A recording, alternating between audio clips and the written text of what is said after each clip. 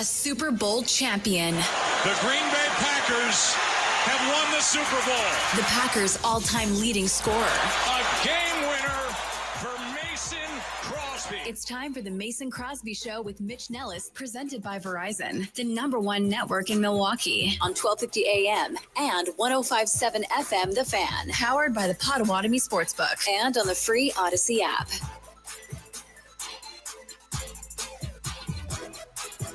It is the Mason Crosby Show, presented by Verizon, official 5G network of the Green Bay Packers. Tommy Wurtson for Mason Crosby and Mitch Nellis. Joining me today on the other side of the glass, my guy, Brandon Snide. You just heard him on 9 to noon. What's up, Brandon? How's it going, Tommy? Just a good day, right? Good day to be a Brewer fan. Yeah, there's a lot of good news going around. Everyone's happy. Badgers are 25.5-point underdogs. No way they covered that. Lucas Van Ness could be banged up. I heard Rashawn Gary trade rumors today. I saw that.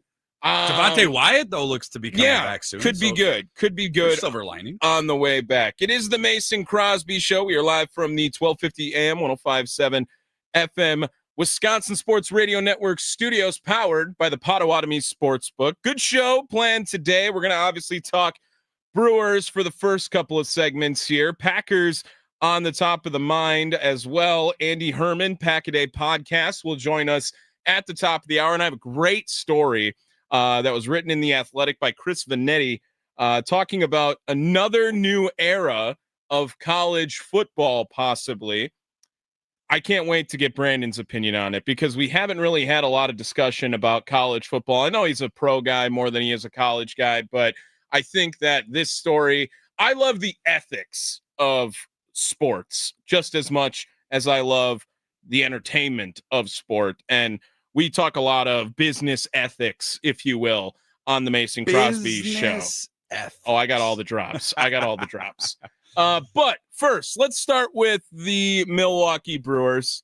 They fall in Game 2 to the Los Angeles Dodgers. The Dodgers have gotten 17 innings out of starting pitching over the last 2 games. The Brewers have gotten 5 hits in that same time frame. They are batting .086 as a team, and a guy who could barely drink the champagne after celebrating the NLDS victory could possibly be the best Brewers postseason player of all time. His name, Jackson Chourio. Nicolay Law Fan talking text line 414-677-1250. If you want to join the show at all, you can talk to me. You can talk to Brandon. Who or what has been the most disappointing in the first 2 games of the NLCS between Brewers and Dodgers? Nicolay Law Fan talking text line 414-677-1250. If you want to join the show, join in on the conversation. I'll let you talk for a little bit, rant, whatever it is.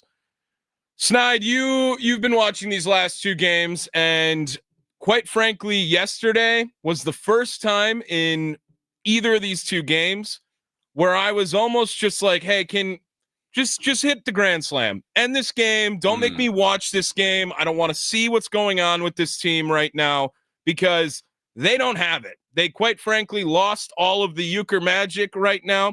The crowd seems like they're not as much into it as they were in the NLDS, and the Brewers find themselves down 2-0 to the Los Angeles Dodgers, which, by the way, I will give you either some hope or some more upsetness. That's a word. Some agony. The only team, there has been one occurrence in which in the NLCS, a team was down 2-0 after losing their first 2 games at home and has come back and won the series. That was the 2020 Los Angeles Dodgers, the team that is currently beating the Brewers 2-0. So if you want to call in, Nicolay Law Fan talking text line 414-677-1250 and be a part of the show. What has been the most disappointing factor of the first 2 games for this Brewers team? And quite honestly, pointing the finger at a specific bat might seem unfair considering how poor this entire Brewers team has been at the plate in this series over the first 2 games. But if you're going to be the leader, if you're going to be the guy on this team, the first person you have to point to is the guy who's actually the 4th highest contract in this series, Mr. Christian Yelich. Started out good and then kind of just hit a little bit of a rough patch here the last few games. Unfortunate time for that to happen, but I've got to be better. I got to figure it out, and it's just how it goes. When you're in those spots, how do you figure it out? When you're in the midst of these games where every at-bat is what it is? Yeah, I mean, you don't have a lot of time, so you got to do it quickly. Just keep battling, keep going out there, keep trying to make adjustments, work on stuff on the off days before the game, and I'm just looking for that one where it kind of clicks and you can just get a few guys going and make a series of it. That is Christian Yelich speaking on his performance in the postseason. He hasn't gotten a hit since game 1 of the NLDS. He doesn't have an RBI in postseason play since game 7 of the 2018 NLCS. Do you hear that? 2018 NLCS is the last time Christian Yelich got an RBI in the postseason. Now, I know he's missed some time. He's missed like 3 postseasons during that stretch. But you're talking about a team that has been to 7 of the last 8 postseasons in the Milwaukee Brewers. Let's just say Christian Yelich missed 3, right? Come on, man. Come on, man. That's a long time. That is a long time. And we're talking about the big, bad, evil empire and the money that's being spent on this Dodgers roster. As I said, he has a bigger contract than a lot of these Dodgers players. Not more than Shohei, not more than Yoshi, not more than Mookie. But after that, it's Christian Yelich. Like, you are being paid to perform in these big moments. And I know the years past with your injury, we weren't really expecting much. But now, after a season of 29 homers, over 100 RBIs, someone, please, wake up. Nicolay Law Fan talking text line 414-677-1250. We got Chris in Muskego. Chris, good afternoon. How are we doing today, Chris? Pretty good. You stole my thunder. Yeah, I say Yelich. He's the biggest disappointment there is. I don't know why the best hitter before he was injured in Hoskins, why he wasn't just added to the roster just in case. And to have Yelich being the DH, I don't get that.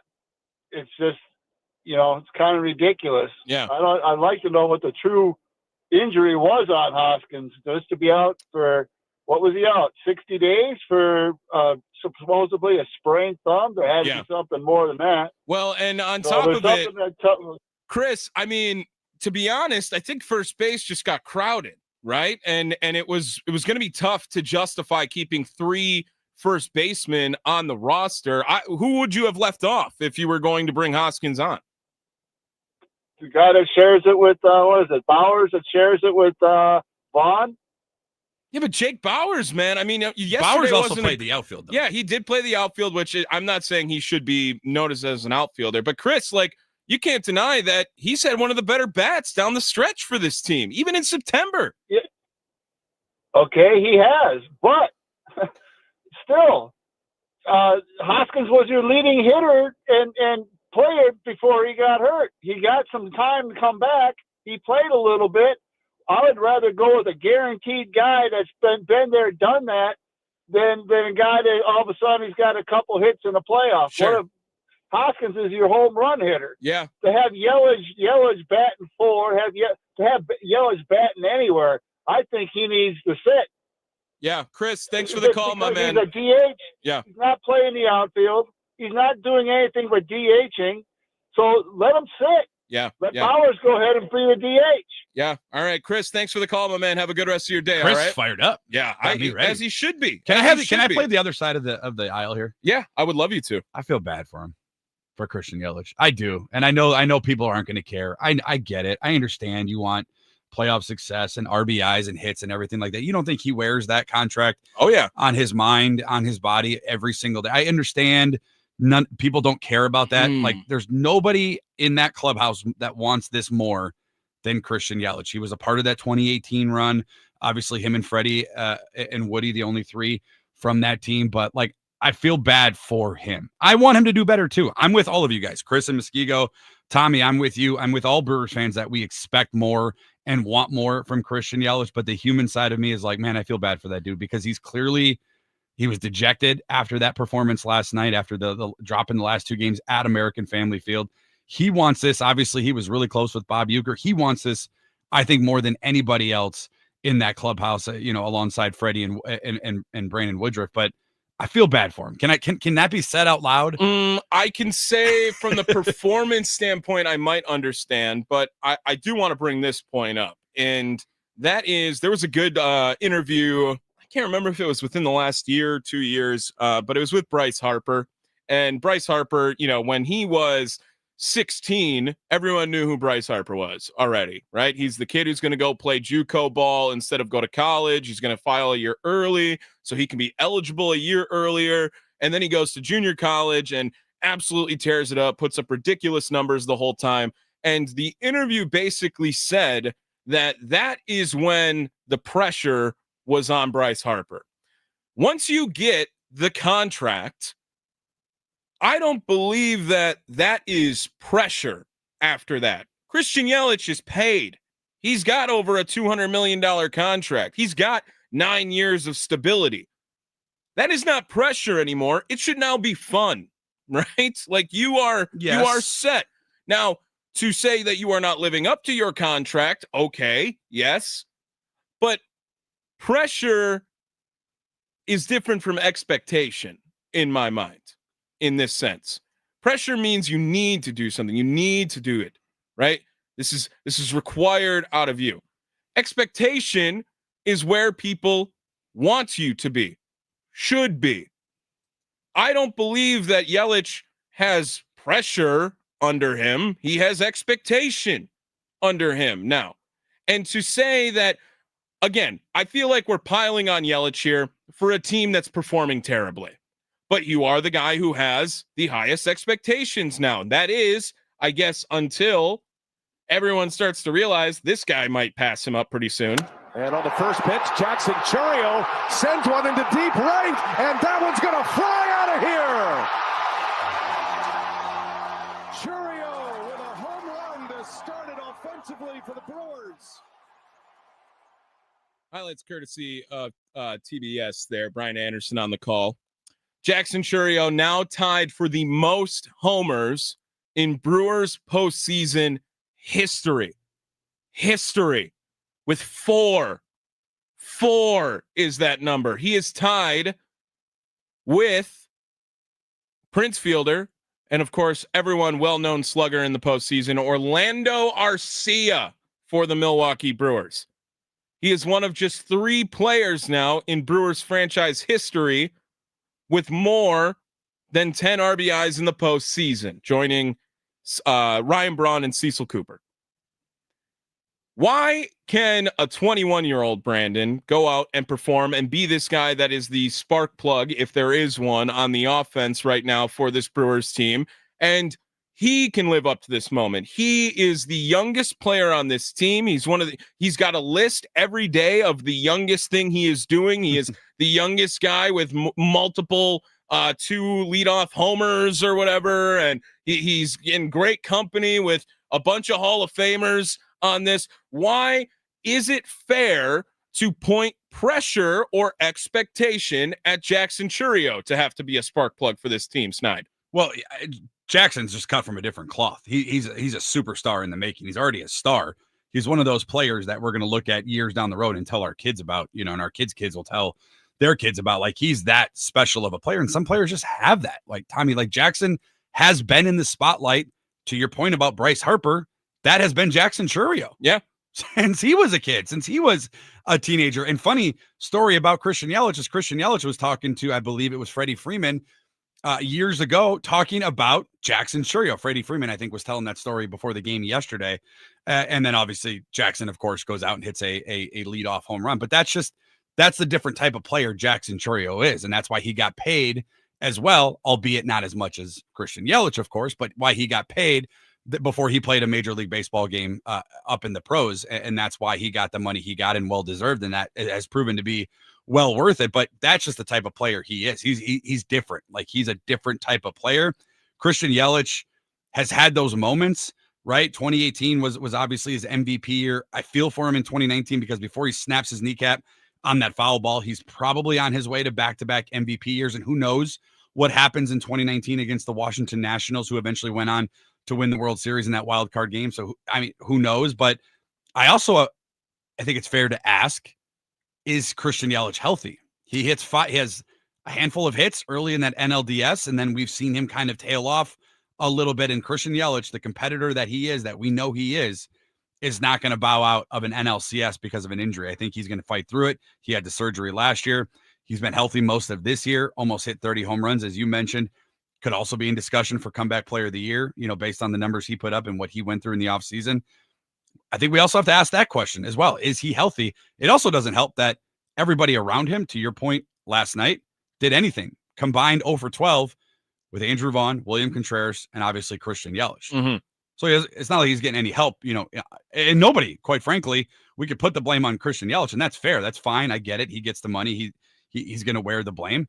Nobody in this lineup outside of Jackson Chourio, the youngest kid in this lineup, is hitting the baseball. From the 262 on the Nicolay Law Fan Talking text line, Hoskins was not one of our best hitters before he got hurt. If you come to the table, at least bring some real information, not the info. Hoskins was not having a great year. That is year. A flat lie. Yeah. He had a great first month and a half when the Brewers stunk. That is when Hoskins was there. I will back Chris on one part of it. I don't necessarily think Hoskins was robbed of this NLCS or DS roster. I don't think he was going to make it. I agree with you. But you are sacrificing a guy who has played in big playoff games. True. He has had big playoff moments. He knows the moment. He's hit big homers in the postseason. He's played in a World Series. So I understand why you might want him on this roster, or why you might have wanted him to have a chance to make this roster. But quite frankly, he lost his job. And he was, when he first hit the IL, it was like, oh, he's going to be on the 10-day IL, right? And then he was gone for 2 months. And Andrew Vaughn, who has been awesome right now for this stretch of time with his Brewers, maybe yesterday, not a great example of it, or the NLCS in general, but hit big homers in the NLDS, was a fantastic hitter throughout his tenure with the Brewers at the back end of the season. And Jake Bauers, again, was probably the team's best hitter in September and is a lefty bat as opposed to Hoskins, who is another righty bat. And can play multiple positions. And can play, Bauers, yes. And on the flip side, like, who are you going to keep in and out, right? You want Blake Perkins as part of that outfield rotation for defensive purposes. Isaac Collins, I think people got to pump the brakes. I know a lot of fans are upset about Isaac Collins, but he is a rookie.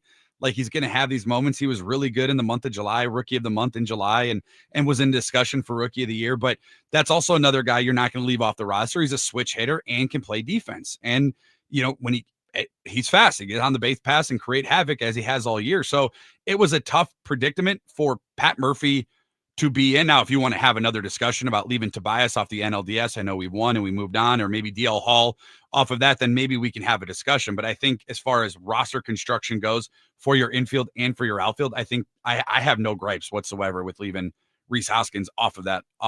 Although, I mean, he does have the pedigree and has the experience, but Andrew Vaughn is the reason you won the NLDS, at least one part of it. And Jake Bauers almost was the reason you won game 1 of the NLCS. Yeah. I understand where there's frustrations on both sides. But again, quite frankly, looking at the numbers here, you have Bryce Terang batting 143. You have Yelich batting 192. You have Vaughn batting 190. You have Ortiz batting 125. Caleb Durbin, 227. Sal Frelick, 217, all in the postseason. This is a team that was at the top of Major League Baseball in batting average and tried to win a different way. When realistically, they have won one game this postseason, the very first game of this postseason, the way they won baseball games all season long. The most baseball games all season long. They were going to avoid hitting homers. I brought up stats that homers are important.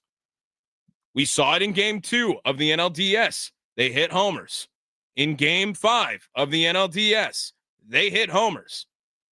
The Brewers now have to go to Los Angeles, down 2 games, somehow find a way to win 2 games so they can at least have a chance to bring it back to American Family Field. Odds are not in their favor, but I'm not going to doubt them. We've doubted them all year, Tommy. You and I think at times, both of us cover the Brewers. You do the leadoff show. I do Locked On Brewers. We both have doubted this team, as have the fan base.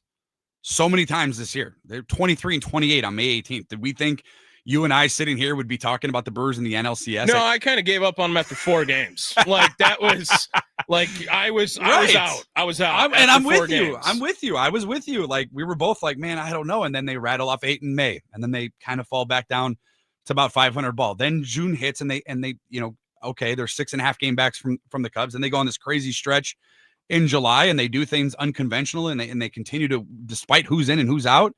We've all doubted them, and I'm not trying to be the optimist of this, and I understand that the frustrations are real, and you lose 2 games at American Family Field to begin the series, and you should be upset. But we've all at some point in this season have doubted this team. Every single one of us have. I think we owe it to them, Tommy, to give them the benefit of the doubt. The Brewers lose both games at home and now travel to Los Angeles for possibly the next 3 games. Wow, possibly, Sparky putting in there. How much confidence do you have in Milwaukee bringing the series back home for a game 6 on Monday? Let's see what Wisconsin Sports Daily, served up by Wendy's, has to say about this afternoon, starting at 2 on the Wisconsin Sports Radio Network. That'll be immediately after this show here. On the other side, let's discuss more about this Brewers team. I got some more text to read on the Nicolay Law Fan Talking text line, 414-677-1250. You can call in, text in. We'll get you on air and get your opinion if you want to air out any more of these grievances. It is the Mason Crosby Show, presented by Verizon, the official 5G network of the Green Bay Packers.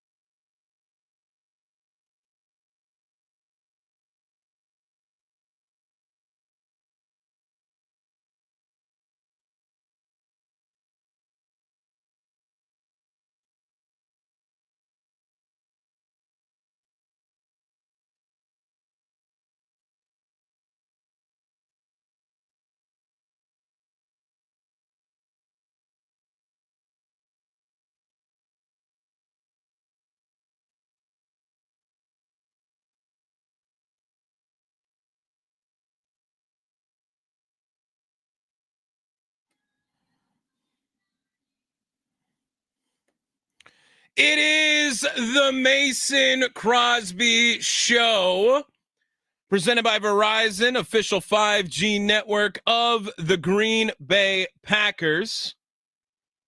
Tommy Wirtz, Brandon Snide in for the Packers' all-time leading scorer.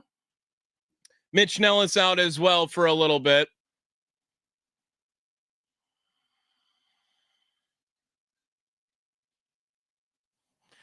That was for Shannon, by the way, listening right there. Club Shay Shay, whatever it is. You know Shannon, right? I absolutely do. Shannon, big DJ guy. He is. Yeah. So next time Shannon's out there performing, I'll make sure to plug it. We're talking Brewers, Dodgers, NLCS Game 2, really the whole NLCS at this point, because it feels like it's the same story from Game 1 as it was to Game 2 for this Brewers team. Nikolay Law fan talking text line 414-677-1250. Want to read a couple of these here from the 919. This series just shows how much we miss a healthy Garrett Mitchell. If anyone can bring us back, it's Yelly and Murph. Just win one. That comes from our guy Justin in North Carolina. I miss Garrett Mitchell. From the 210, Bowers is also superior defensively to Hoskins. Hoskins is well below average defensively. That's from TJ in Texas.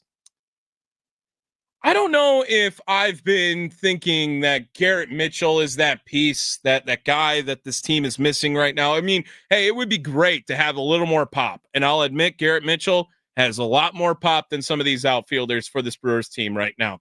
A la Blake Perkins, Isaac Collins, even Sal Frelick, right? He has more pop than Sal Frelick. He's maybe not better than Sal Frelick by any means.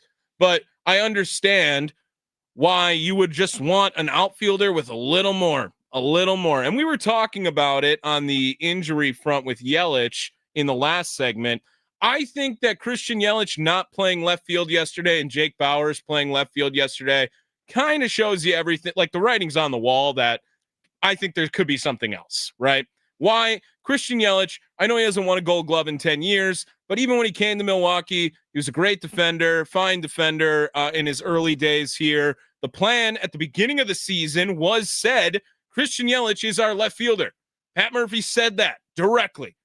Christian Yelich, we are working to get him back into left field. That was in the early stages of the 2025 season. And now we are at the late stages of the 2025 MLB season.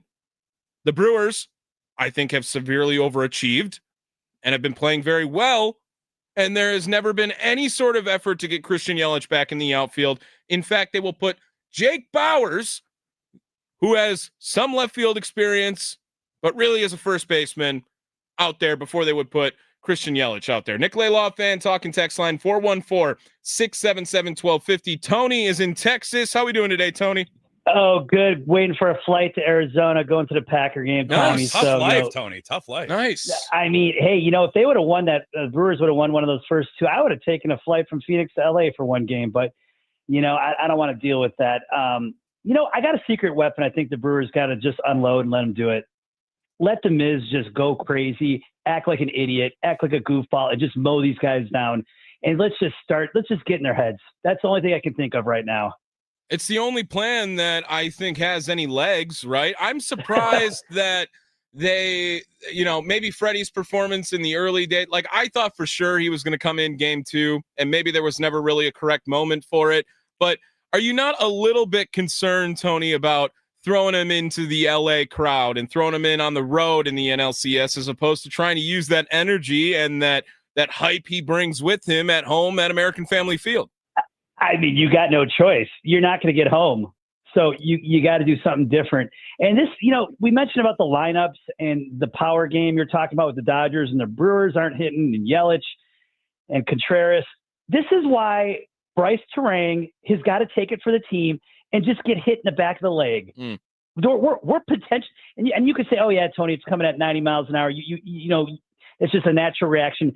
Nonsense. He could have taken that for the team. And if you want to win the game, that's what you got to do. And they didn't do that. They got to do all these extra small things. And that's what they have to do to win these games. That's why I'm like, put Mizorowski out there, get in their head, see what you can do. And Tommy, I'm going to leave you on this. If the Dodgers go back to back and maybe back again 3 in a row, 3 World Series, we're going to have a labor lockout. No, we're going to have one anyway. That's going to happen regardless. Well, I mean, it's just like that's going to happen because the Dodgers will not. The Dodgers won't go with that, right? I mean, I feel like the owners fighting the players, like the Dodgers could be an owner that's like, absolutely not. We want to buy World Series every year, Tony. And I don't know what you guys think, but I kind of like the structure a little bit, but there needs to be some type of bottom basement where you have to spend a certain amount of money. And then the cap, maybe like the NBA, like a soft cap or something, not a hard cap, but they got to do something maybe because the Bucks, we got Giannis and we can compete. I actually think the Bucks could be good this year, after everything that they've screwed up on. And with the Brewers, if they screw up on a contract, they're done. They have no shot. So it's a tough situation with the MLB structure the way it is. The Brewers have to draft and develop, and they have done a good job just to get this far. I mean, look at the Cubs, a lot bigger market, and we beat them. So yeah. I don't want to say I'm optimistic we win 1 out of 3, but I think they will win 1 game potentially. All right. One game. Well, that's 4-1 Dodgers. Thanks for the optimism, Tony, as you leave us here. Have a good flight to Arizona. Go Pack over there, Tone. All right. Talk to you soon, guys. There he is, Tony in Texas on the Nicolay Law Fan Talking text line 414-677-1250. That's an interesting point, right? With the labor, like you said, Snide, I'm pretty confident that they're going to have this dispute already and there will be a lockout coming. Is it at the end of 2027, right? Is that Correct. when it runs out for the CBA or whatever it's called now? I don't know, man. I think that what really confuses me, and this is a scenario I was talking about yesterday when the Dodgers spend their money, right? And my brother was talking to me about this, and he says that he hates the Dodgers more than any other team. Doesn't matter if it's a rivalry, Cubs or the Yankees or whoever it might be that you are supposed to point and be angry at. The Dodgers, with the ability to spend as much money and to say, hey, it's only money to go win World Series and championships, they find the worth.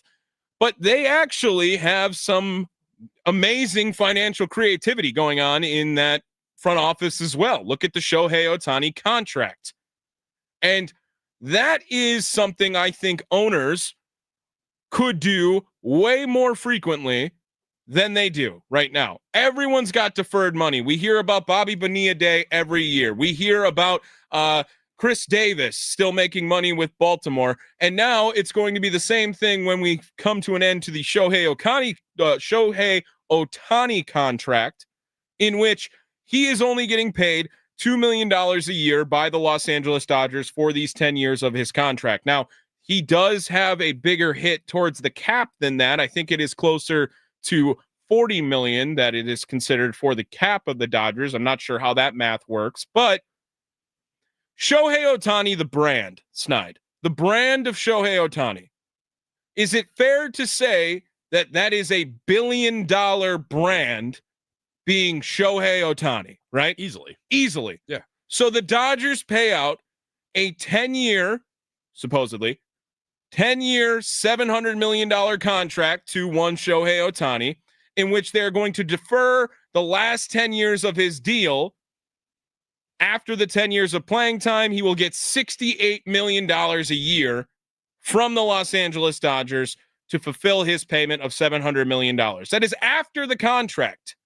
$680 million after the contract. So why do smaller market owners not consider the long-term business of baseball and think, you know what? In 10 years of this guy playing for our organization, he will easily generate $1 billion, if not multiple billions of dollars of revenue, jersey sales, ticket sales, whatever it is, easily. So why do not more organizations think like that? Why do they not? Why can't the Oakland A's do that contract? Oh, you want an answer? I'll give you part of it. What's your part? It's one that most people will roll their eyes and get annoyed with. The Dodgers just signed a $8.35 billion TV deal. Yeah. That's part of it. Okay. You're not getting that in Oakland. You're not getting that in Milwaukee. You're not getting that in these smaller market places. Sure. But what if there was a brand like, I don't think you're still going to get it. Look at Giannis. Look at what he does. But they haven't NBA, done that, though. What have the Bucks has done with Giannis that the Brewers could do with Ohtani that would make that big of a difference? Keep in mind, there is a soft cap on the NBA. Well, didn't they build a new arena? They built a new arena. But who paid for the arena? Oh, I mean, I'm just saying. I know. I'm playing devil's advocate There here. was points as to why they were able to, or why they thought it was going to be a good investment to get a new arena, because they have a international superstar, like a guy in Giannis. And they've built the Deer District, and I'm with you. And I'm not defending Antanasi. I'm not defending these owners. But if we're looking at small markets, you guys, Mark has done. He's done. Oh. I'm not asking for him to spend more money. I'm asking as to why there will be labor disputes when realistically anyone could have given Shohei Ohtani that contract and they would have come out on top. Any single team in Major League Baseball. If you are going to say, hey, we have to pay you $20 million over the next 10 years, and then after that, we owe you $680 million. You would be so financially irresponsible if you could not find $680 million to pay Shohei Ohtani after what he will do for the brand of your baseball team. Well, what happens if there's a lockout? Well, now that's where we're at, right? The lockout will happen. It will. Yeah, we won't have baseball coming up. It maybe we'll just be a little bit into the season. I don't know if it's going to be a 1994 situation all over again. I don't know, man. The early talks of it are so far apart. Well, it's not. I don't think that it needs to happen. Like, I understand that the champion Dodgers are the team spending a lot of money. I'm pretty sure the Mets spent the most money of anyone this year. I think they had the highest payroll. They didn't even make the playoffs. I think you're right. So to say that it is solely based on money and the ability to spend and who you go after with those big dollars, I just think it's false.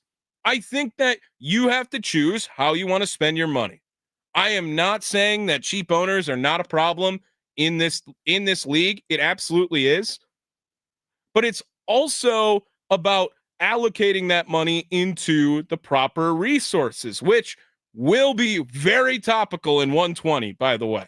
That is going to be a major topic of discussion at 120 here on the Mason Crosby Show. But quite frankly, this Brewers team is overachieving already. They already have. Pat Murphy says at every single press conference, whether it's pregame, whether it's postgame, no one picked this team to be here. But the expectations did change based on their performance in the regular season. And I think that beating the Cubs to an extent felt like that was the high. That was that. I don't want to call it the World Series, but that was a moment that you felt very awesome about this team, and it was everything else from there was gravy. I called it the best postseason win ever. Yes, exactly. So yeah, I'm with you. So do the players feel a little bit of that? I don't know. Maybe. I don't think that this team really has that mindset all season long. They're very much in the moment. They're very much win today, yada, yada, yada. But it will show you that the Los Angeles Dodgers had an approach this year of all we got to do is get to October and then turn it on, right? They're a little bit in that 2000s, 2010s Patriots phase where it's like, okay, like we get to October and then we'll figure it out. Or, hey, we'll get to January and figure it out. It's just got to get to that point. And they have the talent to do that because of the money they paid out. That is no doubt in my mind. But I don't know if it's like you have to say that's why it's David versus Goliath. It's markets. It's not because of the talent on this team. It is markets, David versus Goliath. And that's why people might be a little more upset about it, in my opinion. You can call in with yours, 414-677-1250. Say you're totally wrong, Tommy, or I love what you're saying. You have such a beautiful voice. That's cool, too. I'll take those calls. But we're going to switch gears. We got some Packer talk coming up. You just talked to Tony in Texas. He's heading to the game in Phoenix. And a little bit of a weird news day on the Green Bay Packers. I'm not sure if I should be worried or concerned or neither or both, whatever it is. Let's talk about it after this. Andy Herman will come up at 1 o'clock too from the Pack a Day podcast. It is the Mason Crosby Show. We are presented by Verizon, the official 5G network of the Green Bay Packers, live from the 1250 AM, 1057 FM, Wisconsin Sports Radio Network studios, powered by the Potawatomi Sportsbook.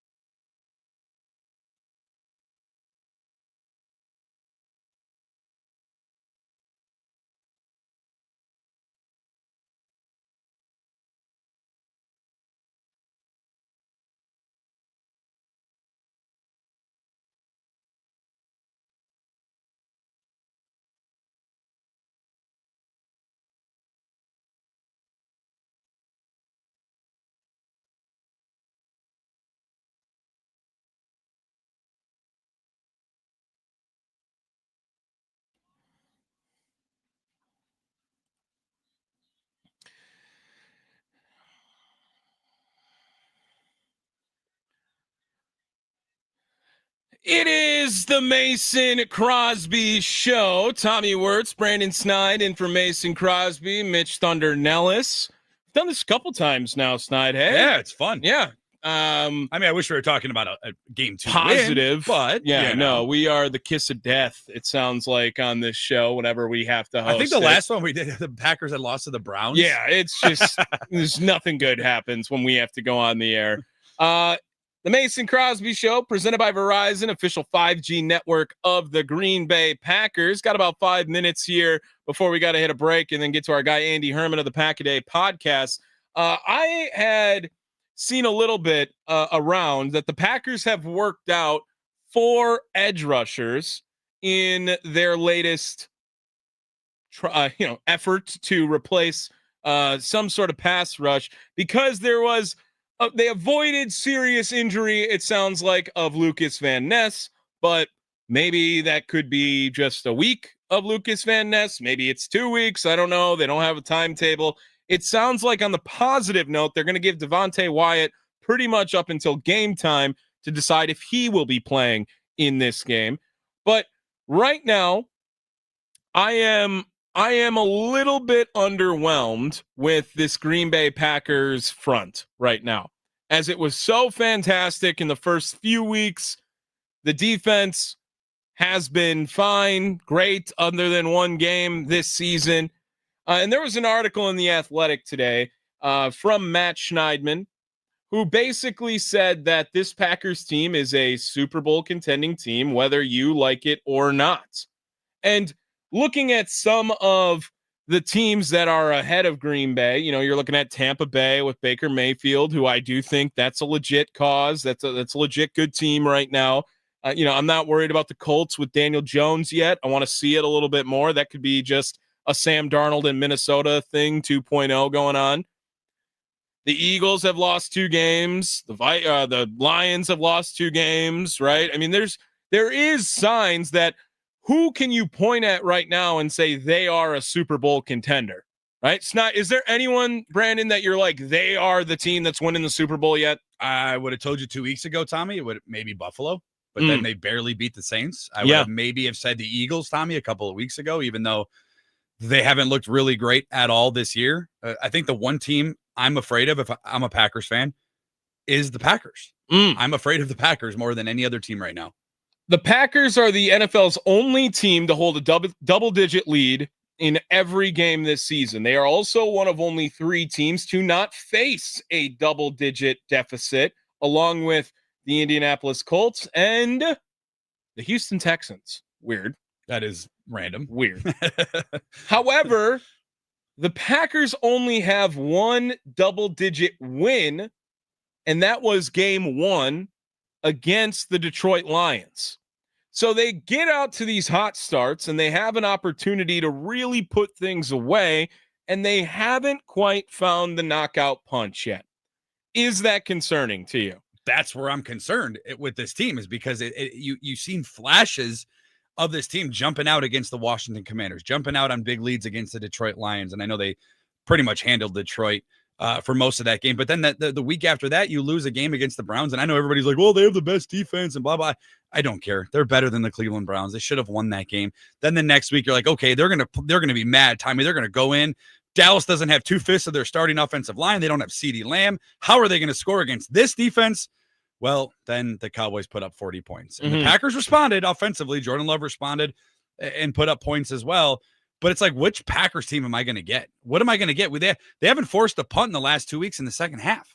They haven't had a stop defensively in the second half of ball games their last 2 weeks. Jordan Love's playing at an elite level. He's 4th in passer rating, 7th in completion percentage, 2nd in his average game, 7th in passing yards per game, the 6th lowest interception total. I don't think it's his fault either. Absolutely not. I think he's looked really awesome. And then that's part of the other frustration for me, that you bring up another topic, and I know we're up against it, but I wish Matt LaFleur in this offense would just feed into that. Take the handcuffs off of Jordan Love. Go out. Joe Flacco threw 45 times on Sunday. Yeah. Tommy. When was the last time Jordan Love's done that? I mean, I know it's probably been recent. Maybe it's been against the Dallas because they had to. You don't throw 45 times very often and win the game, in my opinion. But I would love to see them fully, and maybe we'll ask Andy Herman this, fully buy into Jordan Love on the offense. We will talk to Andy Herman, Pack a Day podcast on the other side. He'll join us here. We'll take a quick break. First hour of the Mason Crosby Show, just about in the books. Tommy Wirtz, Brandon Snide. If you want to join the program, 414-677-1250. That is the Nicolay Law fan talk and text line. Let's get to our guy, Andy Herman. You know him. You love him. He'll join the Mason Crosby Show live from the 1250 AM, 105.7 FM, The Fan Studios. Wisconsin Sports Radio Network studios powered by the Potawatomi Sportsbook.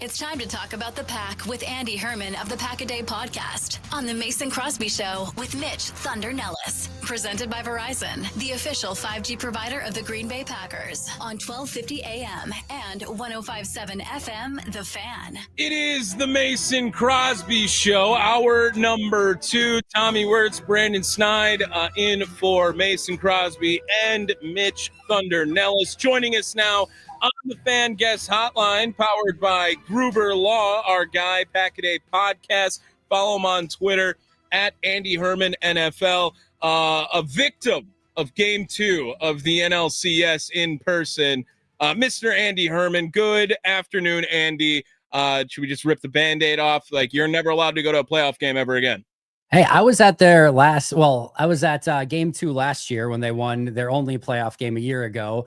I was at the Brandon Woodruff home run off of Clayton Kershaw. They won that game, right? Yes, they won that game. I was also at a devastating NLCS against the Cardinals where they lost that one, where I think Sean Markham pitched that, and that was a brutal, awful game. So I've had ups and downs in playoff games. I'll just put it that way. I think Sean Markham is like one of 2 Brewers, or maybe the only Brewer, where his first career home run was a grand slam. I have that stat in the back of my brain there for you. That was back in 2011 when every Brewer, Greinke, Gallardo, Markham, all hit homers, and I believe Chris Narveson, Randy Wolf, and Manny Parra were the only other 3 guys, 6 starting pitchers. That's me. That's just me. We're enough Brewers talk there.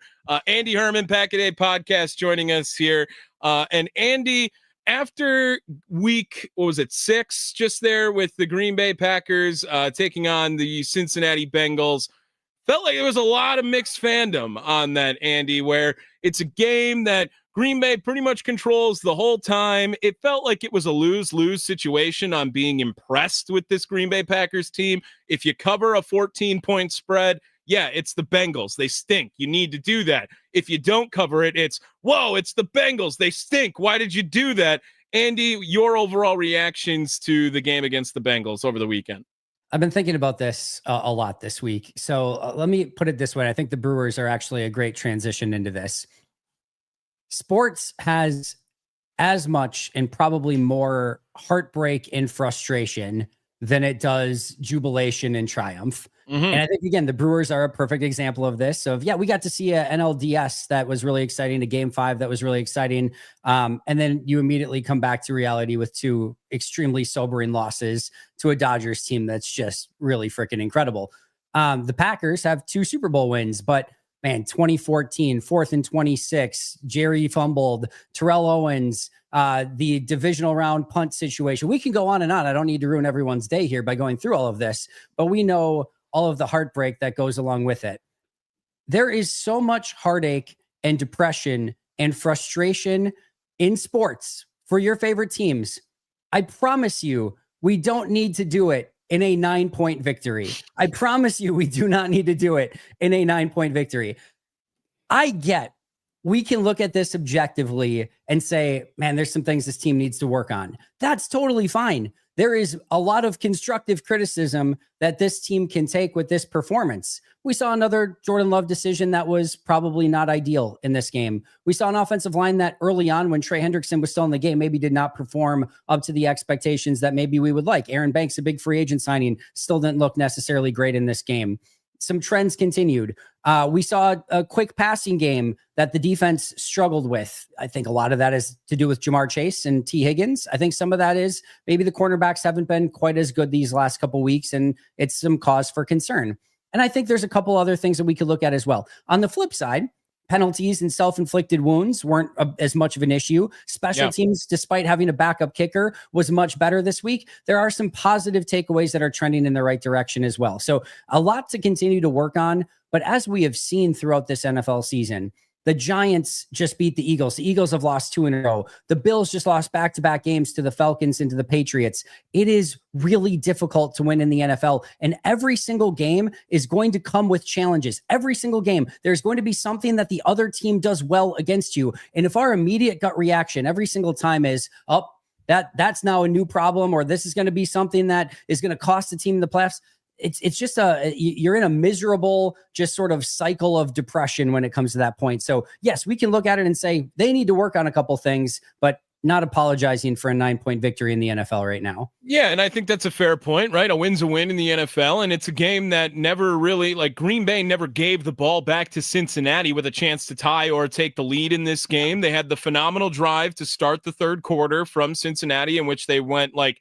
18 plays, 10 minutes or whatever it was, and then it got to a one-possession game. But every time Green Bay's offense able to answer, and I think that's in large part because of the quarterback play from Jordan Love, Andy. And through his 5 games now with Green Bay playing this year, I would argue that this is the best Jordan Love we have seen at the beginning point of any season for sure. And it's approaching the territory of first year, second half Jordan Love, in which he looks really in command and he throws NFL caliber throws. He misses that one to Luke Musgrave, Andy, but then immediately right after he finds Matthew Golden on the sideline for a throw that we've seen 2 other quarterbacks before him in this uniform make, and really gives you something to reminisce about. Jordan Love's play through this time here, Andy, I feel like that should give you a lot of confidence for the future of this Green Bay Packers team in 2025, because we've never seen them off to this hot of a start, it feels like. 1,000,000%, 70.1% completion percentage, 1,259 yards, 8.6 yard average, 9 touchdowns, 2 picks, 110.9 quarterback rating, 8th highest completion percentage, 3rd highest yards per attempt, 9th best yards per game. Through 6 weeks, Jordan Love was 2nd in adjusted EPA per play, 4th in success rate, 5th in CPOE, completion percentage over expected for the non-nerds out there, 8th in air yards, 6th highest PFF grade, 2nd highest in big time throw percentage, 4th best NFL passer rating, 9th best in ESPN's QBR. On third downs this season, he has the most completions of 15 yards or more, 2nd best PFF grade, 9.4 yards per attempt, 51.5% completion percentage, best in the NFL, but he's a gunslinger, so we have to worry about all the interceptions. He has 2 interceptions in his last 12 regular season games. His 2.7% turnover-worthy play rate is better than Stafford, Goff, Daniel Jones, Lawrence, Purdy, Rodgers, Mayfield, Lamar, and is right on par with Patrick Mahomes. He is the only starting quarterback in football with a big-time throw rate over 6% and a turnover-worthy play rate under 3%. He is a really freaking good quarterback, and Green Bay is in very good hands with him right now. Andy, on the other side for the Green Bay Packers, you talked about Jordan Love, and I would agree with you. I think he's been absolutely fantastic. I wish Matt LaFleur would put it in his hands a little bit more, but I do want to talk about the Packers defense for a second, if we can. Started off great, right? You held the Lions. They didn't score a touchdown until there was less than a minute left in that game, and did the same thing against the Commanders, did well against Cleveland, and then it kind of led up against the Dallas Cowboys, who were without CeeDee Lamb, who were missing 2/5 of their starting offensive line. Only 2 takeaways this season, Andy, the tie for the second least amount throughout the NFL. I know yards per game and points per game, they're doing well. Is there any concern on what you're seeing with this Packers defense with their inability to generate turnovers about a quarter now of the way through the season? Yes and no. Yes, it's a concern because they have not done it at all. I mean, really 1 turnover on the season. The Xavier McKinney one it barely counts before halftime. That, quite frankly, would have been better if he batted it away. Yep. So really 1 in week 1 and none since. That is massively concerning. If you want to know why things haven't looked better, why they haven't been more dominant, or why they aren't 5-0, it's just turnover differential, turnover battle. Like, they're losing the turnover differential right now, and they're not forcing any turnovers. Like, if that changes, look the heck out. It's going to be a lot better situation for Green Bay. So in that regard, yeah, I'm concerned about it. I'm kind of excited about it. Like, this is a team that is going to force turnovers. They get a ton of pressure. They've got ball hawks, especially Xavier McKinney in the secondary. They've got playmakers. They're swiping and punching at the ball at a rate that, per Jeff Hafley, extremely exceeds what they were doing a season ago. And I have to believe, I really have to believe in the mindset of turnovers come in bunches, and sometimes there's good turnover luck and bad turnover luck. I think they've had some bad turnover luck so far. I think they're well overdue for turnovers, and I will sign up every single time if they go through their drought early in the season, and hopefully that means later in the year, December, January, maybe February, all of a sudden those turnovers start coming. I will be extremely happy to take that deal. So I think there's so much meat on the bone there, but to your point, if it doesn't happen, if this is just who they are and they can't force turnovers, it's a non-starter. You can't be a big-time playoff winning team in this league without winning the turnover differential.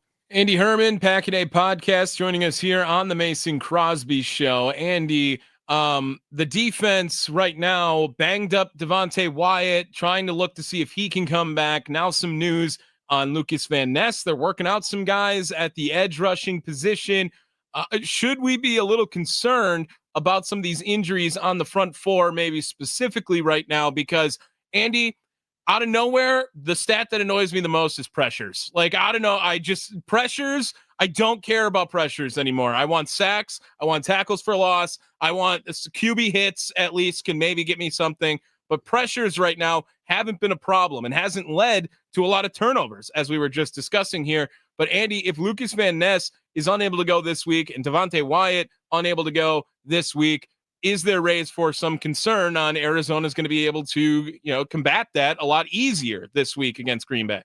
Yeah, per the beat guys at practice today, Zach Tom, LVN, Devontae Wyatt not practicing, and it seemed like Brandon McManus was not practicing either. Good news, Anthony Belton and Dontavian Wicks were back practicing, and Javon Bullard did not seem to have any issue either. So some good news there overall. I think this is one of those situations that right now you can get through this without having Devontae Wyatt and LVN. It's not ideal, but we saw Warren Brinson play some pretty good football. Wooden and Brooks were still up to the task this past week. And then at the edges, you still have Rashawn Gary and, of course, Micah Parsons. And Egbari's been pretty solid as a fill-in. You still got Barron Sorrell. I'm not concerned about the overall depth of the defensive line right now. And the good news also is we know that LVN and Wyatt are not long-term injuries. This is not something that's going to keep them out for 8 to 12 weeks or something like that, or certainly be season-ending. And there's even, it sounds like, a chance that Wyatt could be more available later this week, which would be amazing as well. So we'll keep an eye on it. But I think for me, these next few games are ones that they can get by without those players. But if they want to reach their peak, of course, they're going to need healthy LVN and more specifically a healthy Devontae Wyatt. Andy, you mentioned the upcoming games. Arizona on the schedule for the Packers next. I don't know how you feel about this term. I'm going to use it. I'm going to take a stab at it with you. Is Sunday a trap game? And let me just lay out the land for you here. They're going to Arizona. Arizona's lost 4 in a row. We don't know if they're going to have Kyler Murray. They're 2-4 on the season. Their only wins are against the Saints and the Panthers, the Arizona Cardinals, that is. For the Packers, they had a win. I think we'll all agree a win is a win on Sunday against the Bengals. But on the other side of Arizona, you have an emotional matchup pending for the Green Bay Packers with the Pittsburgh Steelers going up against Aaron Rodgers. Is there any concerns going into this week for that matchup for the Packers out west against this Arizona Cardinals team who Jonathan Gannon might be coaching for a job? Like they might be playing for their season. It might be too late already at this point, but it feels like everything is kind of lining up against the Packers, storyline outside of the lines as well, painted lines as well as on the field. But is this a trap game in your mind for the Packers? The first thing I'll say about the Steelers game is that's going to be an emotional game for fans, and I'm sure for Aaron Rodgers, and it's going to be a big-time game. Man, there's like 10 to 12 players maybe at most that were actually still on the team when Aaron Rodgers was here. This is the third year of Jordan Love at this point. You look at the defense, I think it's Keyshawn Nixon, who was in a backup role the year like Aaron was still here. Rashawn Gary, Devontae Wyatt was a rookie. Quay Walker was a rookie. I think that's it on defense. Those are your 4 defensive players. I mean, don't forget Matt LaFleur. For sure, Matt too. Right. But yeah, I'm just saying, like, for the most part, these players are preparing like it's any other week. I'm not sure that they're super afraid of Aaron Rodgers, and I'm sure it's going to be a big game the week of, but I don't think most of these players are being like, oh my God, like we've got to get ready for Pittsburgh right now. We got to get ready for Aaron Rodgers. I don't think that's going to be the case. And I think for a team that is 1-1 in their last 3 games and wasn't maybe the most impressive a week ago, I think all eyes are on Arizona. And despite Arizona, and Matt LaFleur brought this up today, losing their last 4 games, I mean, every single one of these games for Arizona has been like a 1, 2, 3-point game, and they've been right into it and had really some heartbreaking losses as well. I give Arizona a lot of credit. That loss to the Tennessee Titans was as devastating of a loss as you can possibly have in the NFL. I thought there was a good chance they were just going to fold that next week against Arizona. And plus didn't have Kyler Murray in that game. Marvin Harrison Jr. goes out early with a concussion, and they still battle Arizona all throughout that. But now they've had 4 back-to-back really tough tough losses. They've got a bye looking ahead. If there's any team looking ahead right now in this game, I actually think it's Arizona being like, man, we need this bye week, and we've just had 4 straight losses, and like we just need the time off, and they're maybe looking ahead to it more than maybe Green Bay is looking ahead to Packers Steelers. To your point, 4 losses for Arizona, combined 9 points in those 4 losses. So that's an excellent point, Andy. That's why they pay you the big bucks. Yeah, I mean, of course. Andy Herman, Pack a Day Podcast, joining us here on the Mason Crosby Show. Make sure you follow him at Andy Herman NFL. Matt LaFleur is my next question here, Andy. And maybe I could end it with just that right there. But I will say that there are some numbers that we read off earlier in the show today that look really impressive towards Green Bay. They're the only team that have ever held a 10-point double-digit lead or more in all 5 of their games this year. They have not had a 10-point deficit or a double-digit deficit in the NFL at any point this season, but yet they are 3-1-1, Andy. And I think that a lot of this criticism coming towards Matt LaFleur, it all is going to come back to the Browns loss, right? The Browns loss, if they win that game and they are 4-0-1, I think that there is a lot less criticism heading towards Matt LaFleur's way. But Andy, they only have 1 win, and that was week 1 against the Detroit Lions, in which they won by more than double digits in that game. Is that a reflection of Matt LaFleur, or this Packers team? Where else do you point on the lack of maybe a knockout punch or a separator in every game that could really give fans and other national media outlets some more confidence in Green Bay? Yeah, I think there's a piece of that that's there for sure. And I think Matt can be better. I think he'd probably be the first person to say it. And I think there's some late decisions that certainly have not gone well. I think the time management at the end of the Dallas game is probably the most damning thing of anything that's happened so far this season. I think the really interesting thing to me, and this is why I know we're all caught up in wins and losses and where the team is at. Let's say they make the field goal against Cleveland, right? And they just win that game. And maybe they don't have the 2-point conversion block against the Cowboys, and Green Bay sitting at 5-0. This team's no different. It's not, right. Where you think they are, they would have been a 5-0 team if not for probably 2 dumb special teams plays. And they're the same team on offense, defense, and special teams that they are, regardless of those 2 plays. Maybe special teams, you can make a small argument, but you get my point. I'm always looking for where are the issues that could potentially really hurt them and haunt them in January and February, or hopefully February, but January specifically right now. And are they correcting those things, and are they getting better? And I still think there's 4 things for this team. We talked about turnovers. They need to get better at that. The offensive line needs to be better in totality, run blocking and pass protection.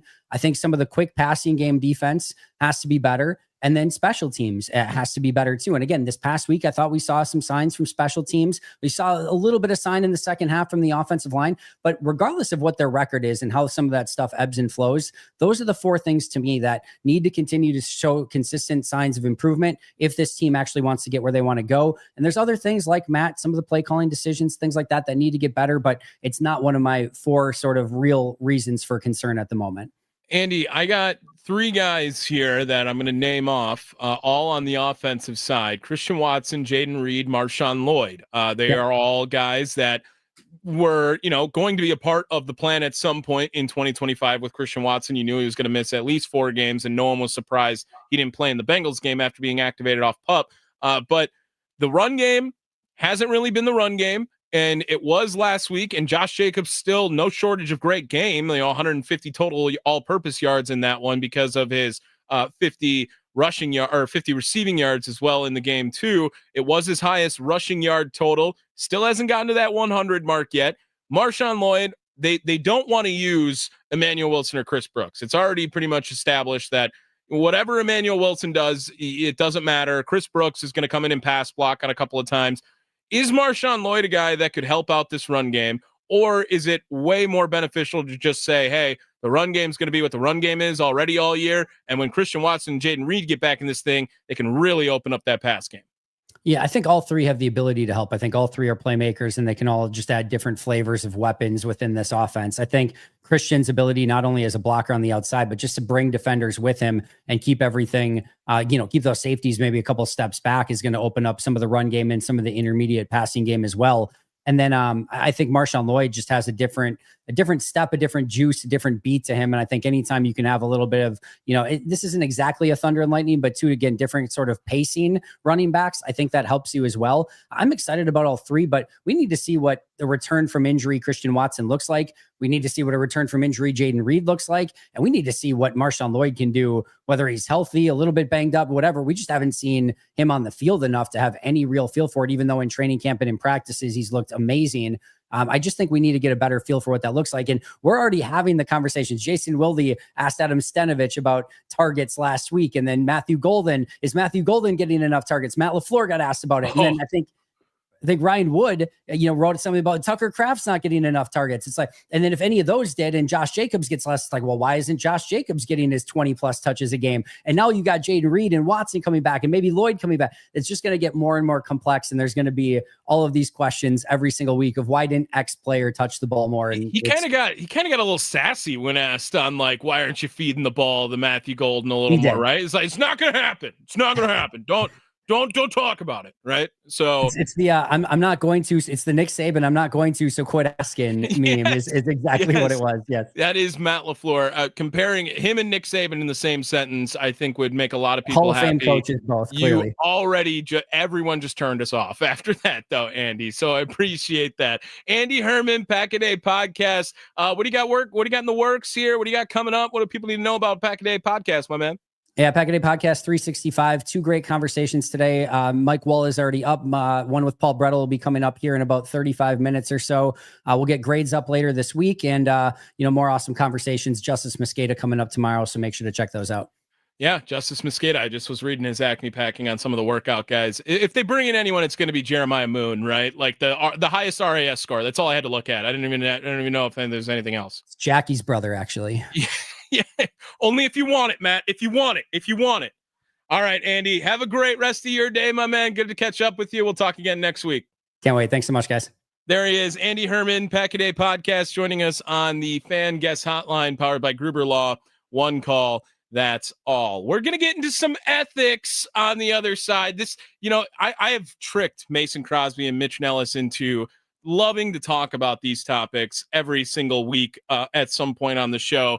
Because really, it comes from me. I enjoy this, I think, more than they did. And then I see the fire that comes out of them when we discuss it. But could we be entering another new era of college football? You might be wondering how. It's already just changed. It's evolving that quick. And I got a topic here on the other side I think you might want to hear about and hear Brandon Snide's opinion. He doesn't get enough opinions on this topic either. It is the Mason Crosby Show. We are presented by Verizon, the official 5G network, live from the 1250 AM 105.7 FM studios, powered by the Potawatomi Sportsbook.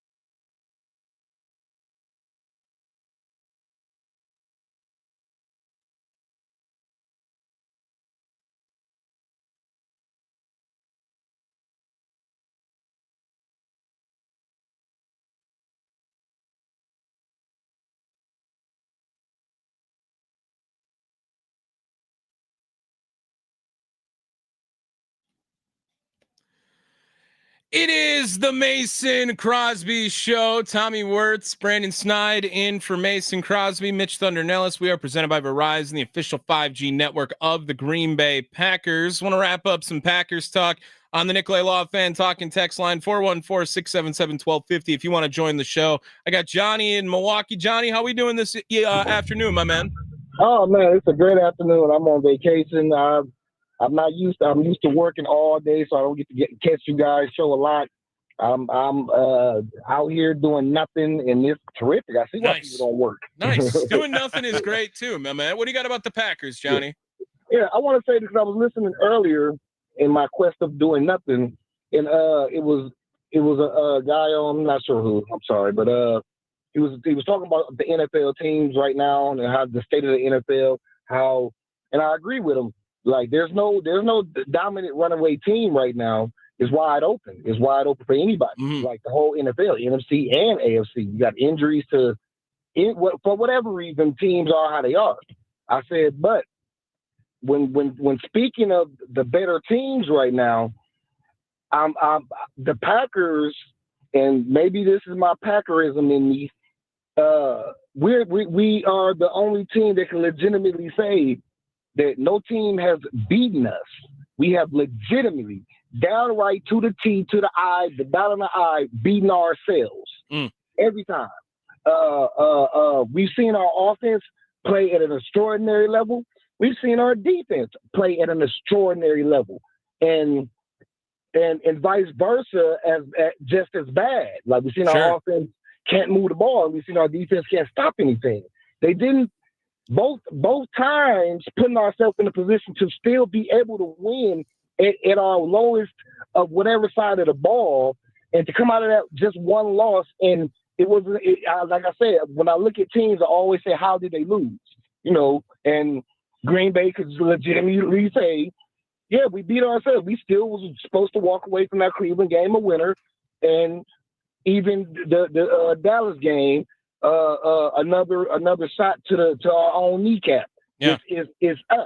No other team in the NFL with losses, because we beat Detroit, and every other team you have been defeated. Like a team just kind of beat you front to back. Us, we can go right to pinpoint pointing in Zach. Yep, this right here is what did it.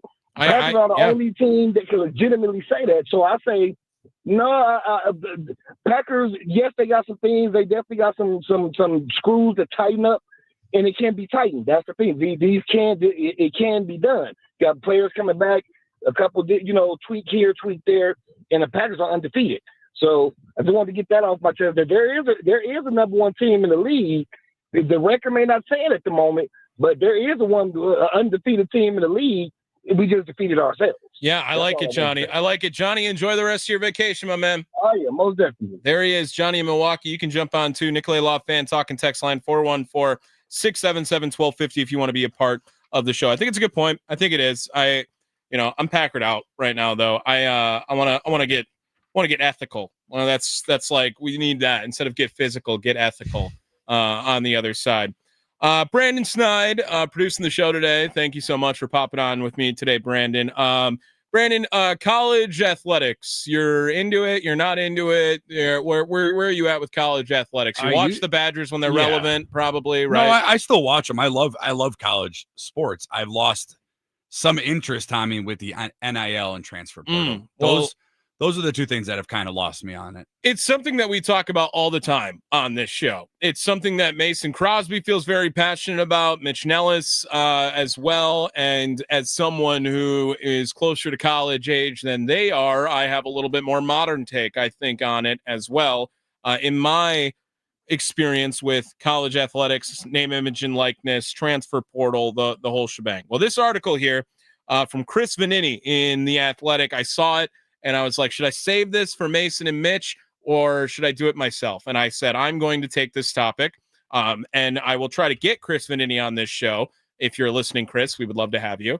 And I will discuss it from there. But the title of it is, Will College Football's Revenue Sharing Era Usher Bloated Coaching Contracts Out of Style? And this really gets brought up to the point with James Franklin being fired. James Franklin, head coach of Penn State, loses 3 games in a row. He was 20-point favorites in back-to-back games, and then he blows it.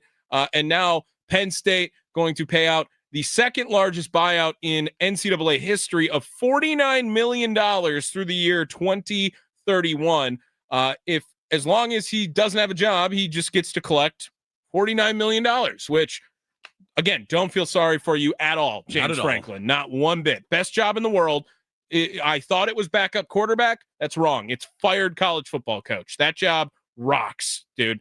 $49 million to do nothing. Doesn't he have to, like, isn't there a clause in that, though, where he has to, like, actively be looking for a job? He will be seeking a job. That was another thing from Front Office Sports reported yesterday, is that he has to seek a job in broadcasting or coaching, and then Penn State will have to pay the difference if he is not earning $8 million a year. So if he signs a contract for $5 million a year, Penn State will still owe him $3 million a year till 2031, all the way up until $8 million. So the Badgers were smart, they'd offer him $1 contract, and then the rest of the money all gets paid by Penn State. That'd be perfect. I don't know if you'd agree to that, but that is the case. But it brings up a good point on comparing these coaching buyouts, which are always a topic of discussion in Madison right now on what you would do with Luke Fickell's contract situation if you were to fire him and buy out that contract. Well, here is an article I think that does a great job from Chris Vanini. And again, James Franklin paying upwards of $45 million for him to go away directly from Penn State. Now, here's one of the lines in the second paragraph that I think really stood out to me. For the first time, every dollar in a head coach salary is now one less dollar that would go to you buying you better players, said an administrator, saying that $20.5 million to its athletes now this upcoming year with the new revenue sharing model. That money comes directly from the athletic department, and as much as $15 million expected to go towards programs like football at the biggest schools, because that is for your entire athletic department. You are allowed to pay out $20.5 million. Honestly, that number shocked me already. I think most schools will probably go up to 18, 19, right? Like, I mean, how much? Maybe college basketball could steal some money from some of these programs, but seriously don't know if Ohio State cares at all about their college basketball program with how big they are as a football program. I see the same thing with programs like Notre Dame in there as well, and I'm sure Penn State. If you're a coach, quote, one less million is more where we can put towards your roster, that same administrator said. And he brings up a really good example. Texas Tech. You familiar with this Texas Tech story, Mr. Schneid? I'm not, no. Enlighten me. Texas Tech had the number one recruiting transfer portal this offseason. They spent a ridiculous amount of money on their transfer portal, and Texas Tech is now a top 10 team in this country, and they look like it when you watch them, too. They invested heavily in their roster, heavily in the portal. Joey McGuire is the head coach for the Texas Tech Red Raiders, and he is making $4.5 million a year as the coach of Texas Tech. Seems like a totally awesome number for me to agree on. Yeah, where do I sign up? That is, however, 51st in the country among all of the head coaches. He is the 51st highest paid head coach as far as $4.5 million a year.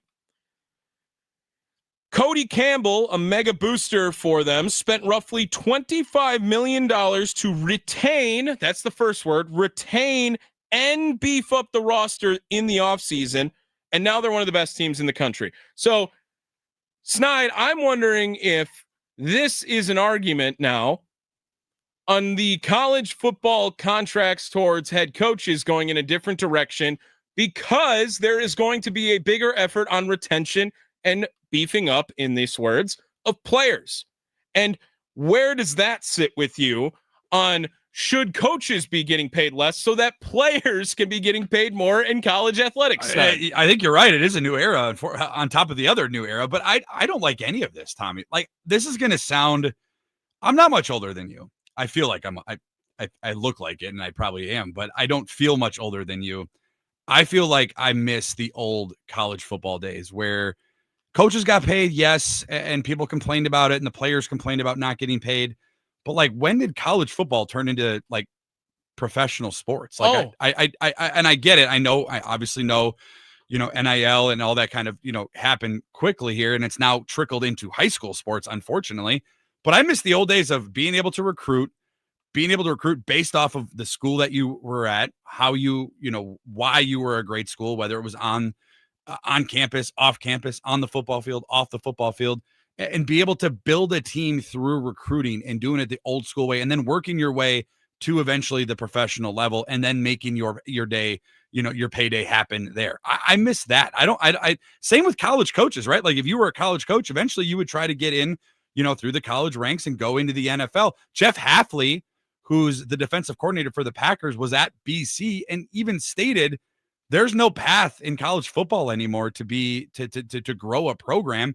You can buy a program, but it takes away what made college football, I think, so great. And that's why I think you're seeing so much change happen throughout college football. I don't like it. I'm not a fan of any of it. Here's another quote on the portal with it. Right now, if you have a great year and somebody wants you, you can leave next year. And with the portal, the way it is, all your best players can come with you. The school you are leaving is decimated if you sign a 5-year deal. You're supposed to be there for 5 years and nobody can poach you. Nobody should even be allowed to talk to him unless there is 6 months left or something on a contract, is the take on here. That comes from Joe Moglia, former Coastal Carolina head coach, and now is the CEO of TD Ameritrade. Because I'm sure he was just like, that job's way less stressful. Nick Saban said the same thing. He said the NIL and transfers are part of the reason he got out of the game. Do you know why this took a turn in college athletics? And I don't want to get too far off of sport topic here as my camera just slams, but the reason why is because the value of college education probably is also now decimated, and people realize that when it was happening at the athletics level. So to keep some of the college relevancy, they decided, what if we make college a pro sport? What if we make college this pay for play type game where if you want to go to the best programs and you want to be a part of it, then you can pay and you'll be getting in more. Like football is a huge recruiter for not just more football, but for actual students in general, right? TCU was a great example of it when they made the run with Max Duggan to the national championship, in which they eventually got thwomped by Georgia in that national championship. They saw like a 500% increase in applications going to TCU because people want to go and watch competent football. That is a topic, I think, that needs to be resurfaced for the University of Wisconsin-Madison right now. Let's see what happens to the enrollment when that place has an uncompetitive, unserious college football program. And it probably won't go down immediately, but I would guess their growth would decrease. Why? I don't want to go there. That football team sucks. I know it's a great college town, but and I thought Q in the YouTube chat yesterday brought up a great point of where the people who benefit and love that the Wisconsin Badgers program stinks right now are the bars around Madison. It's like everyone's there by halftime already. No one's coming in. But to think that buyouts really holding a lot of these universities in a chokehold right now, because you have to decide on the proper allotment of how much you pay your head coach versus how much you now pay your roster directly, it's going to add another wrinkle into this thing. And now, while we were in the NIL and the transfer portal era, I think we have now transitioned or will be transitioning into the revenue sharing era of college football. Because if you have a guy like a Joey McGuire, who I said $4.5 million and is the 51st highest paid coach. That's insane. Look at what they did with their roster. Yeah. They're a top 10 program overnight. But do you like that? Do you like where college football is going? You know what? Where it is? I think that what should be happening is, first of all, one-time transfer. I think there should be no problem with that. You want to transfer once with no penalty? That should be absolutely okay, because as a student who was a transfer student, I got to go on with my daily life after going from a small D2 school up into the University of Wisconsin. Yeah, I can go on with my day-to-day and be nothing there. If you want to do it in a way because you want to go play football specifically, doesn't matter. One-time transfer portal, Totally makes sense to me. You go somewhere, the coach gets fired, it wasn't the right fit. You're 18. You want to make the rest of your life's decisions all because you're 18? No, I don't think that needs to be in place. If these coaches, and there wasn't so much money involved in college athletics, then I would sympathize a little more with players shouldn't be played. But every week we pick the spreads of these college football games. We are betting on young adults, young men, young women, whoever it is. I'm sure there's odds on Wisconsin volleyball if you want to find it somewhere. But if there is going to be so much money floated around in it, yes, revenue sharing, I think I'm completely against. I actually, as a Wisconsin football fan, feel a little bit better about it, where I can say, hey, now if UW doesn't do anything with $20.5 million, that's on them. That's on that program. But as an ethics, moral side of things, why can't you just let the kid sell his autograph? Why can't the kid just sign a deal with Gatorade? Why can't he just go out and shoot a couple commercials for the local car salesman? If it doesn't impede his play and it doesn't impede his attitude on the team, that should have just been it. There should be no collective fund set up through the university. It should all be third party. You should allow these kids to have agents. They should be able to do things that profit off of their name, image, and likeness, and then leave it to be. Don't involve the universities at all. Don't set up NIL collectives. Make them take financial literacy classes or something, sure. But as far as you directly dealing with the money, that makes absolutely no sense. And you open this thing up in the wild, wild west. There was no rules. And now when you want to try to place rules, people are going to be upset. That was your fault, NCAA. So again, with the revenue sharing era now approaching in college athletics, it also furthermore, I think, creates the point of college football will be removed from the NCAA much sooner than it will be retained. And that will completely change the sport. Oh. Then it will be something on what the NFL will have to change the rules of, hey, you can come out after this amount of time at this league or whatever it might be. I think that we are heading towards a different era, and I would really love for you guys go out, read this article from Chris Vanini. Does a great job of pretty much telling you that coaching contracts could be completely shifted because now they're going to have to worry about should they be paying their coach or should they be paying their players in college athletics. Went a little overtime there. Got to get to the other side. Extra points. I'll do my Mason Crosby impression. Extra points different than field goals, by the way, in case you were wondering, Snide. He gets really offended when you are like, oh, Haversick was 5 for 5 this week on kicks. He's like, no, he was 3 for 2 and 2 for 2. Like, what are we doing here? That was pretty good, Mason Crosby. It is the Mason Crosby Show. Tommy Wirtz, Brandon Snide in for Mitch Thunder-Nellis and the Packers' all-time leading scorer. Want to remind everyone, sports talk here on The Fan, presented by Paramount Plus. You can't count on much these days, but you can always count on Sundays with the NFL on CBS and Paramount Plus. Watch your local NFL game all season long. Just $250 a month if you sign up for your first year. Visit ParamountPlus.com/NFL to get started today. Let's get to some extra points right after this on the Mason Crosby Show, presented by Verizon, the official 5G network of the Green Bay Packers.